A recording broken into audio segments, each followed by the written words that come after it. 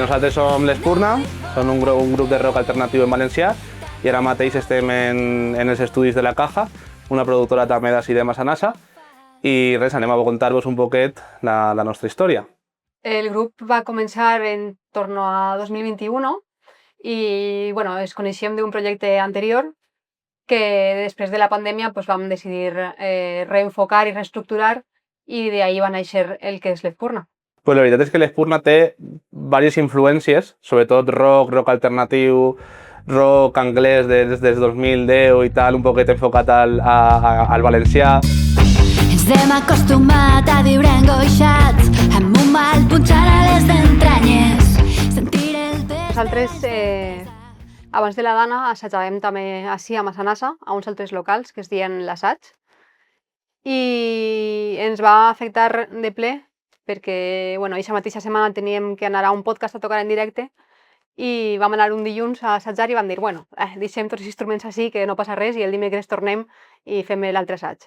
I just el dimarts pues, va passar la Dana. Al principi va ser un xoc de no saber si mereix la pena tornar a començar de zero, no mereix la pena.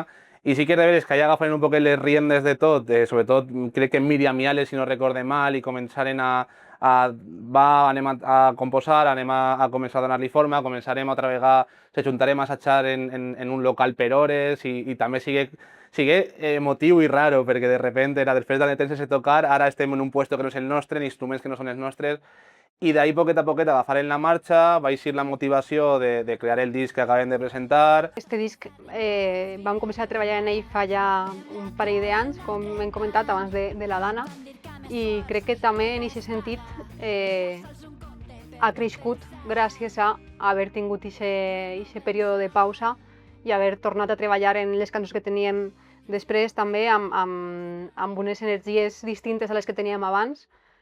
I crec que això ha fet que creixi també molt i en una direcció que no era la que portava inicialment. Crec que en part sí que ens ha no inspirat directament, però clar, la vivència de la Dana sí que ens fa un poc recordar un poc la incertesa que vivim actualment, no? I al final com en un moment se te pots perdre-ho tot, no? I un poc, quan tot acaba, la cançó que dona nom a l'LP està basada en això, no? En l'actualitat un poc social, de crisi climàtica, tot el que al final es pot afectar. Donar les gràcies a Sant Ferrer, que ha sigut el nostre productor, que a nivell de producció musical també se nota molt aquest escaló de millora de producció musical i de que tot engrane molt bé.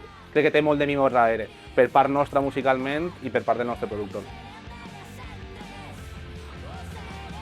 El pròxim concert que tenim confirmat i que podem anunciar serà el dia 5 de setembre, dissabte, a la 16 tonelades.